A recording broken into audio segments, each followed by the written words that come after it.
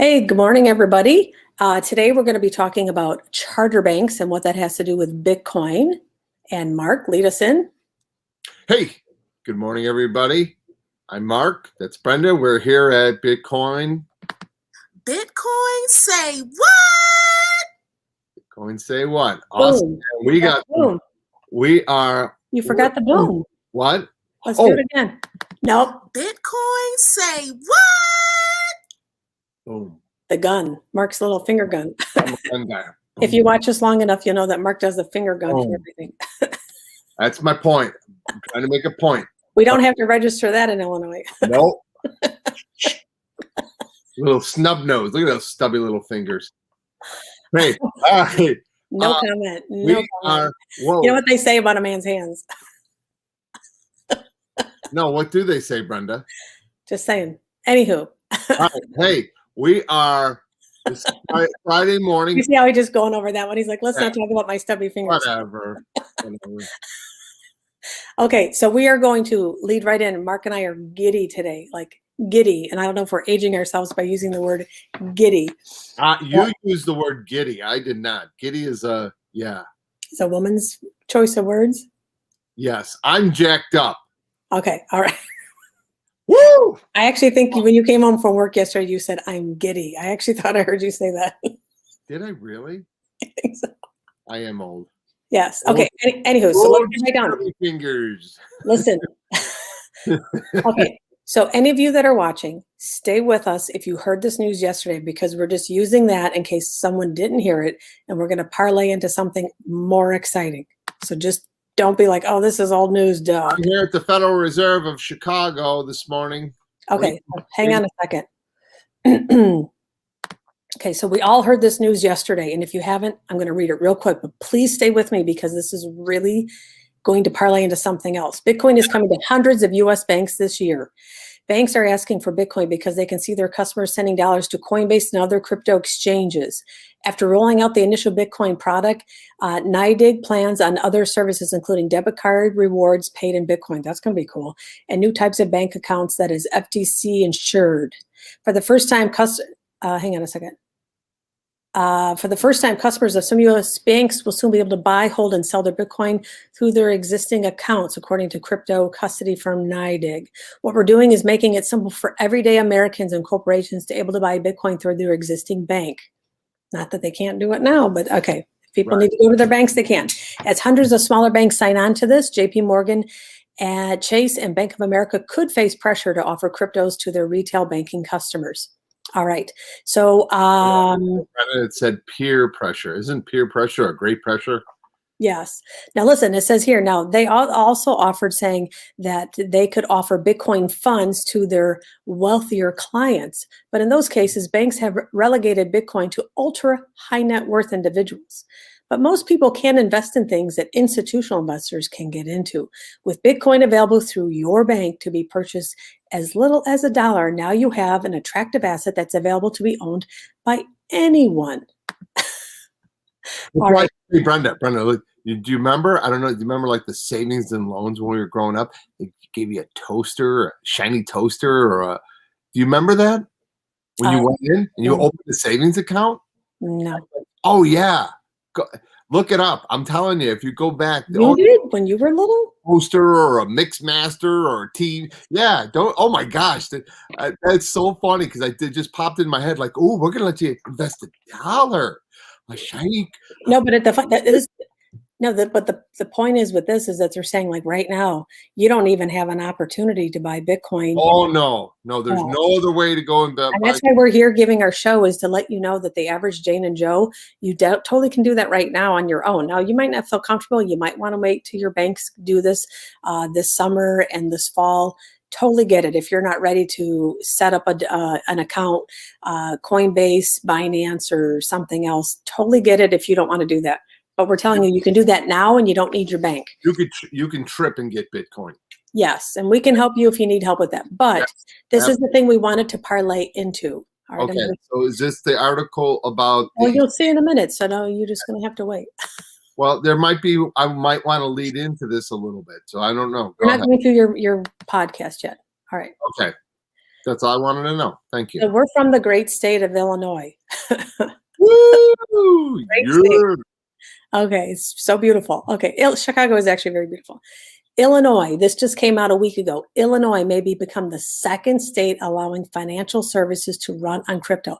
This is massive news. And we're going to read this and we're going to say why charter banks are involved in this. And Mark listened to a podcast yesterday. We're going to talk about it.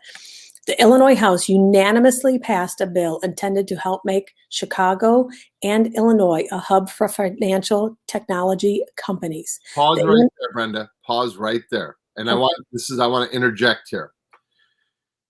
Okay, we've been here all our lives, all right? And for the viewer out there, listen. Democrats and Republicans don't unanimously vote. If there was a bill put forward that the bill said Someone that, would always argue against one of them. yeah, if water is wet, I guarantee you get some sort of dissent. For them to unanimously vote on this bill was shocking to me. Yeah, I want to read one more paragraph and then I'm going to actually show the voting. So I want to show this. The Illinois House unanimously passed a bill to allow financial service companies that operate using cryptos to apply for a charter in Illinois. This is what we're talking about, charters. If the bill becomes a law, which they're supposed to vote on this month by May 31st, Illinois will be the second state to allow the practice. Now let me come back in and then I want to share the actual voting. And maybe, you guys watching are like, who cares? This is huge because okay, so here's the voting. Can you see this, Mark? Yep, right there. State of Illinois, 102nd General Assembly, House Call Roll, House Bill 3968. It's called the Special Purpose Trust Company. Right here, if you can see that. Passed on April 21st, 117 yays, 0 nays. I'm shocked. I This is literally all yeses. Like, yeses, yays, whatever. Do I sound stupid? yay. Yeah. Like that is massive, massive, massive news. And not just for us because we live in Illinois. It is because this will help other states, their representatives to say, oh my gosh, we don't want to be left behind. What's Illinois doing? Yeah. Illinois is the second state doing this. Brenda. And leading. We're going to lead it because we're a massive. This goes back to the headline on that last article, peer pressure. This is about competition for your money in some respects, because now if you have a state that is less inviting, say New York, maybe people decide, hey, Illinois is a little bit more friendly. Maybe I might want to move my dollars there. It's really that. I could see someone from New York wanting to move to Illinois because New York, Illinois, California, they all seem to have the same voting base at least. And so, you know how some people are moving to other, some blue states to red states? Well, some blue states might move to other blue states if it's more crypto friendly, if they're really into that. Yeah. So let's go on. I want to read some more of this. Okay. This is massive news. And it's not just, hopefully I'm finding the right article. Okay. Our state has the opportunity to lead the way on blockchain technology and crypto assets, which can make Illinois a hub for innovation and entrepreneurship for future generations. And this is Representative Margaret Croak, a Democrat from Chicago. House Bill 3968 has the support of the Illinois Bankers Association, the Chicago Chamber of Commerce, and other banking organizations that signed on in support of this bill. It is now before the Illinois Senate. Again, this is going to be voted on this month, and they believe Pritzker, our governor, will be signing it. I don't know if he signs it this month, if they pass it, or it's next month. Well, the Senate still has to pass this, correct? Yeah, but I from what I gather, they're supposed to be voting on it this month, and I'll be checking it every day to see when it's on the roll call. Illinois would be the second state in the nation to allow special trusts to hold digital assets after Wyoming, which drew digital asset bank Avante and cryptocurrency exchange Kraken to the state with a similar measure in 2019. And Mark's going to be sharing a podcast. So this. And I just found out here, like, I'm just not going to read this part here. You guys can pull this up. This is on Illinois policy. And I'll put this in the show notes so you can read this. Didn't know that Illinois has a blockchain business development group. I found out so much stuff. Isn't it amazing on how everything that we're talking about, and I think I mentioned to Brenda about a week or so ago, it's like, you don't hear any talk about crypto in Chicago. There's no buzz here. There's no No. news about this. And then once Mark mentioned something about a charter and Avanti in Wyoming, and I did some research yesterday for our show. We actually do research for you guys. And I'm like, oh my gosh. And I called Mark up. I'm like, holy cow, there's stuff Yeah, going this on in is Illinois. huge. This is massive news. So And I'm going to go out of my way at this point to applaud the representative. I think her name was Cloak. I don't remember what her first name is. And if our governor, J.B. Pritzker, signs this, I'll applaud them, because you know what? I know sometimes we can getting little pissing matches of who gets what, but if this is good for the average American, I'm all for it. And I think this is good for the average American. Most average Americans don't understand how good this is, but this is going to be good for the average guy and gal that are out there. So I'm going to read these last 3 paragraphs, and then it'll kind of say why. This bill would lend stability to the industry by allowing financial technology companies to offer the same financial product as existing trusts, such as banking and payment services, in addition to other digital asset services. Traditional financial institutions in Illinois also voiced support for the bill, stating customers will benefit and that boosting fintech and cryptos will drive positive economic growth. Illinois has every right to win in blockchain, given that we are unique. This is the part that's great for Illinois and surrounding states, and who kind of trade and do business with us. And then again, peer pressure of other states. Illinois has every right to win in blockchain, given that we are a unique intersection of financial hub and real economy hub, manufacturing, logistics, agricultural, etc. Outlier Venture Partner said, if we connect digital payments innovation to those sectors, the potential is huge. Huge. Yes. Unbelievable. I honestly, when I called Brenda, let me just kind of preface, because you're the one that's going to be pulling up the podcast. My hair looks horrible today. So does mine. Look at it. I got this big thing coming out of my head. Okay. So how this all started yesterday was, I'm at work doing my business, and I'm listening to a podcast. It's called the Pomp Podcast, Anthony Pompliano. And he gets this nice young lady on, the CEO, I think her name is Caitlin Long, of Avanti Bank. And she starts talking about what is going on in Wyoming, about getting a bank charter status. Something has to deal with, let's see, these guys, the Federal Reserve. And I don't understand completely everything she said, but basically you got to go through these guys to be able to have a bank. And it's formulated, there's a formula. You got to have so many assets in it. Da, da, da, da, da. I'm not going to bore you with that. Listen, we'll show it on the video. Yeah, go to Pompliano's website. We don't need to. We're going to show it right now, and then we're going to show it now, and then we're going to show. I put the link in the show notes so that you can watch the full thing. But the point of this whole video, when we're going to break it up and show it to you, the whole point of this is that the banks don't want to be left behind, because not everybody, a lot of people are taking their fiat money out of their current bank accounts, checking, savings, dollar cost averaging, whatever they're doing, even probably from the stock market, and they're investing into cryptos. All right. So now they realize, oh my gosh, they can see it on their bottom, probably monthly reports, like, oh my gosh, our cash holdings are going away. And so they don't want to be left behind. So they're starting up these charter banks, from what we gather, to connect with I believe, with the corresponding banks, which then go to get their money from the Federal Reserve. And they're testing this out, I think, in June, July.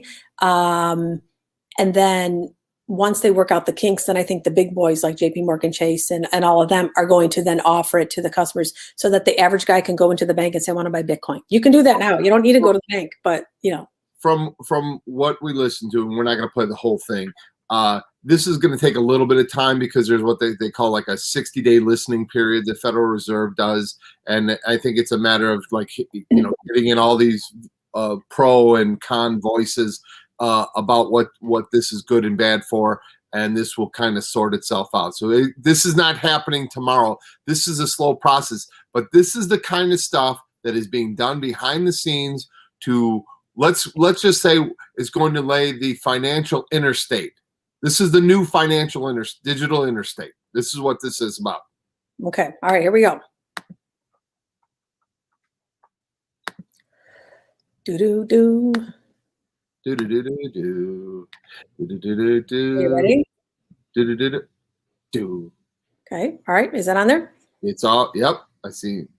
Yep. Okay. The Federal Reserve payment proposal. Caitlin Long. Absolutely. Let's just start off with what exactly did the Fed propose in this proposal? So they released, the Board of Governors released today a proposal for a 60-day comment period that is aimed at defining who can get access to the US dollar payment system. And that proposal has 6 principles in it. 5 of them are really have to do with risk. One has to do with, are you legally eligible? And the reason that the Federal Reserve put that out is largely due to what's going on in digital assets. Of course, they didn't. Okay. These are some of the world's top Hey, who are these people? hedge fund Hey, managers. why don't we pause it there? Now, hang say on. anything about digital assets, but and there have been some other non-digital asset fintechs that have tried to get access to the payment system on a technicality with thin capital and without complying to the traditional rules that the Federal Reserve has historically put in place for access to the payment system. But the great thing about this is it's now transparent, it's now going to be obvious and an even playing field for everyone. And what most folks don't understand is that this is actually really positive for digital assets as a whole. There are certain rules that you have to abide by in order to gain access to the payment system, but the Federal Reserve has just put out the guidance for what those rules actually are. Pause it. Perfect. This is what when I'm listening to this on my headset, I'm like, holy crap, I gotta call Brenda. And I literally called her as soon as I got done listening to the program. And the thing is that what she said there that was the most important thing was everybody's hands, as the saying goes, everybody's hands are on the table. There's no double dealing. Everybody plays by the same rules. So why this is a process that most people, this is the kind of boring stuff that nobody wants to, it's like watching sausage being made.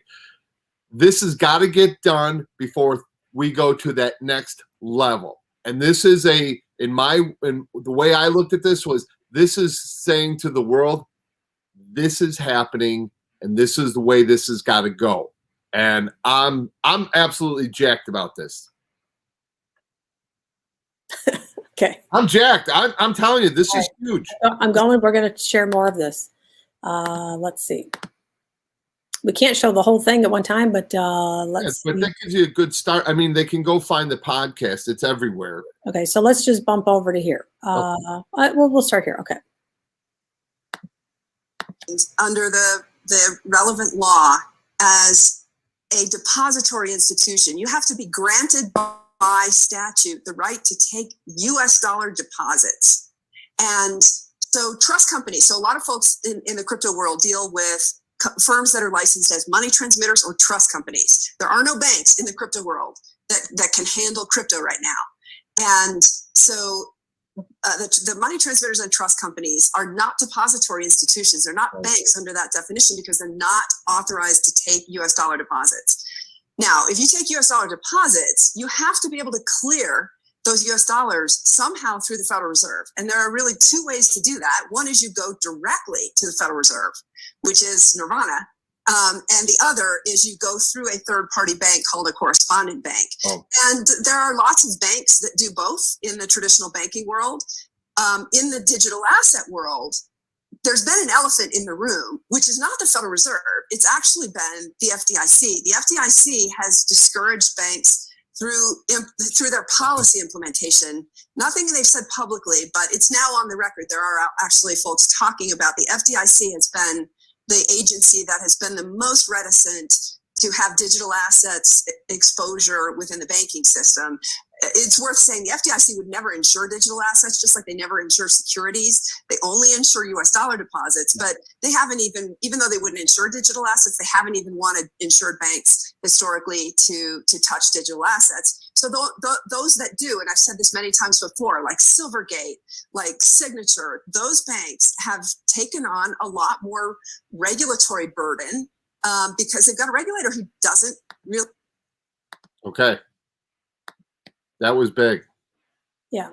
That was big. That what she basically said there was there's rules of the road, and to become a bank, this is the statute or law that's put in place, and you've got to meet these requirements to be a bank to deal with these guys. Okay, so, and that's huge. I mean, that really is. This is kind of saying, okay.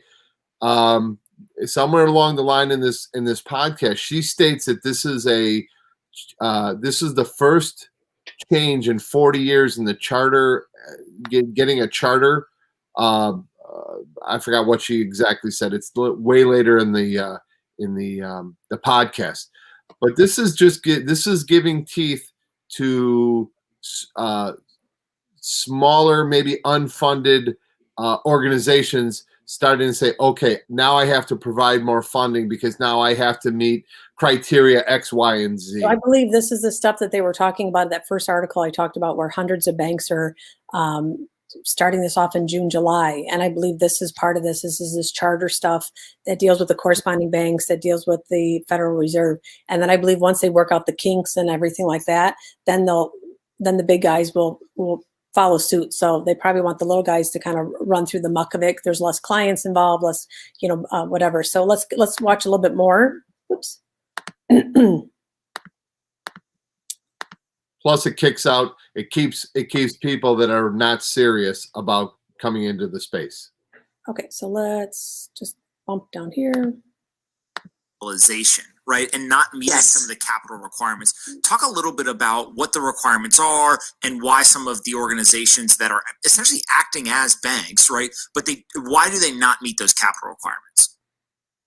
Well, if you look at what a trust company is, a trust company just holds assets in trust. They don't guarantee the assets. They don't guarantee performance of the assets, of course. They're just holding it as like a money warehouse. And in some states, you can start a trust company for $500,000 in capital. And there was some potential for a loophole for a thinly capitalized trust company like that to be able to get access to the payment system. And the Federal Reserve essentially today said, no, you actually have to be capitalized like a bank. Even the OCC trust companies, of which there are now a couple in the digital asset industry, Anchorage, Paxos, there are a couple of others now, either in the pipeline or that have already gotten their OCC trust company charters. They are not capitalized as banks.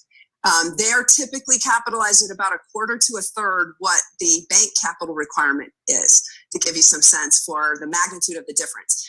And then there's so many rules for access to the payment system. As being deep into it with Avanti, I've learned so much about the details behind a bank that can clear US dollars with the Fed. That is definitely a very high bar from a technology perspective, as well as from a payment system risk perspective and a compliance risk perspective. And so I think that's kind of big there too, because if they're raising the bar and these banks have to now get to this level, then I think the average person and just everyday America will then feel confident, going forward with this, with their investment, and the banks are now going to be able to do it. And so this is the adoption of crypto, Bitcoin. Maybe, you're not going to be able to go in your bank right now and go buy Theta or anything, other, anything, whatever, or some, small altcoin. But this is the adoption, and this is what's happening. And so this is, I think what she said there at the end about the high bar is what this does is it keeps pretenders out. Okay, if you're going to go and have to deal clearing your money directly with the Federal Reserve or go through a corresponding bank, is that level has to be high. So what does that mean? That means you are a serious player. Okay, this isn't like, hey, we're thinking about it, or hey, because you're not talking about the average person. You're talking about no. I'm talking about the institution of a bank. Yes, we call it a crypto bank, however you want to define this. My simple point is that, what have we been reading about? FUD and all these things. Oh, they might ban it. That really? They're not banning it at all. Once we read all this we already knew that, but just understanding that, Illinois has been having this blockchain, group, and it's a governmental group for years now. I read something back in 2018. They've started this blockchain, governmental organizations. And I'm like, are you kidding me? Like, and then, they don't talk about it. I found out yesterday. Well, I won't even talk about it. I'm going to bring it probably tomorrow to our show. So I have Okay. something to talk about tomorrow. So I guess here's the thing that I've been thinking about. I think every politician, whether it's local, state, federal, should be asked their thoughts about crypto, what their policy, what their attitude towards it is. Do they invest in it? Do they not? I'm not asking them to tell you how much or whatever, but I think there should be a point and say, find out where your state, even your local, your mayor, the dog catcher, I don't care who it is. I think there should be, if you're a public figure, I think you should be asked what your thought process is on. Yeah, because it'll make a difference in the state that you live in, what's happening. I mean, we reported about a week ago, I think it was at Jackson, Tennessee, Miami, Florida, Louisiana, Wyoming. Now we hear Illinois. Yep. Now we get Texas, Illinois. Now we hear all that pro crypto. So now, I mean, we're just excited because Illinois is finally doing something pro American citizen. Because I really feel like this is something that helps every man, and it also draws good things like this draw business to the area, and you can. This is almost like just a shot in the arm of, espresso coffee for, the financial system, technology. I mean, this is like massive. I'm going to actually send something to a friend of ours who's in the financial industry. And I don't even know if he's aware that this is passed. I'm not going to say who it is, but I'm super excited to share it because I don't think most people know this is happening in Illinois. Again, if you're not from Illinois and you're watching our show, this is good news for your state, because I guarantee most states, unless they're a dinosaur, are going to be left behind, and most states will go forward because they're going to start. Let's be honest. Our state is kind of a dinosaur, and this was a shock to me. This is why when you read it to me was, you have to understand we're losing population here in the state of Illinois. I mean, I think in the last 10 years we've had 100,000, 200,000 people. Yes, and then didn't you say yesterday? Explain like why Illinois is so big in the financial. We were talking about it yesterday. Well, the mercantile exchanges here. I mean, Chicago is the Federal Reserve Bank of Chicago. Okay, so it's what, the third or fourth largest city in the United States. Okay, number one, that's it. Two, we're kind of centralized in the heart of this country. Okay, interstate system runs right through here. You go north, you go south, you go east, you go west. You also have a very diverse population as far as employment. You have agriculture. Okay, you have manufacturing, tool and die here, construction, the financial markets. Okay, it's not like, say, Silicon Valley where it is tech driven and really that's what drives it. Chicago and Illinois is very diverse. You find that when parts of the country are doing really bad, as far as maybe like the true Rust Belt states, where it was heavily manufactured, Illinois won't face that because there's a wide swath of businesses and industries that are here. So, and this is one that I think, and it's so funny because, like I said, Brent and I were talking fairly recently. You don't hear any of this stuff. You don't hear any buzz about this, and you don't see anything. Yeah. So this is huge. All right, we're going to hear a little bit more of this podcast. I'm just going to bump further back. Let's see. Let's just pop to the end, and please listen to this thing is only 19 minutes long. Yes. The show notes, listen to the whole thing. And we'll just play a little bit at the end here. Last question for you, and then I'll let you go because I know you're busy today, is just as you look forward, does this lead to many more companies trying to pursue the SBDIs and other types of legal structures? Does this kind of separate and say, hey, if you want access to the Federal Reserve System, go that route. If you don't, then you'll still kind of pursue that OCC trust license? Like, just what's the impact moving forward in terms of people who are trying to consider what the legal entity and the regulatory kind of structure that they should pursue is? Yeah, I think, frankly, today is such a validation. I've seen some of the Wyoming officials come out with statements as well. It's such a validation of what Wyoming did. We walked before we ran. We took 3 years to build the legal and regulatory foundation for the Special Purpose Depository Institution bank charter, which is the first new type of bank charter in the United States in apparently 4 decades. Wow, but we awesome. didn't just do it on a whim. Some of the actions of some of the other states and of the OCC happened very, very quickly without, I would argue, some sound legal footing. For example, only in the state of Wyoming is commercial law clear, so you know you have clear legal title to your digital asset. And in fact, actually, I thought it was interesting in the Coinbase S1, the IPO prospectus, there was a warning in regarding their lending business that it wasn't clear that they could legally foreclose upon the collateral pledged by a borrower in the event the borrower defaulted. And I suspect the SEC made them put that in there because I've known that that's an issue that the SEC has raised previously. That doesn't mean that the market's going to have problems. It just means they don't have clarity, right? And so if you're going to start to get a bank license, you're going to need to have clarity in things like the commercial law. So, all right. So, so that basically is, I'll use a football analogy. That's like being really good in college. Now you're going to NFL. So a trust is the college, and being a bank is the NFL. That's as simple as you can make it. You're all right. Well, amateur to pro status. We're excited. I forgot to talk about our picture behind us. That is the Chicago right there. And so check out our show notes. Listen to the whole podcast. Didn't we kayak down there? We actually did, yes. Yeah. And actually, the river right there is actually kind of dirty. No, right there it's not. Yeah. No, oh, right that's where we got in with the yeah, we actually saw some dead rats further down the river. It was so gross. Hey. Don't be calling politicians by names. It was so gross. That part wasn't too bad. It was still dirtier than I thought it would be. They do. One thing they have done fairly well is the riverway out to Lake Michigan is really nice. They've done actually. I was surprised how many boats go through there and how rough it was. Well, yeah, in a kayak, it's easy to get tossed. I didn't realize how many boats, like I mean, I know the boats go through there, but I was surprised the volume of boats. I was like, wow, because when you're a kayak, you got to really watch. But anyways, we're digressing here. But yeah. Anyways, so thank you for joining us. We're excited. This is really huge news for just the average person. We're here to bring you news for the average Joe and Jane to get into Bitcoin, crypto, so that you can improve your life, make some differences, because the world is going Bitcoin.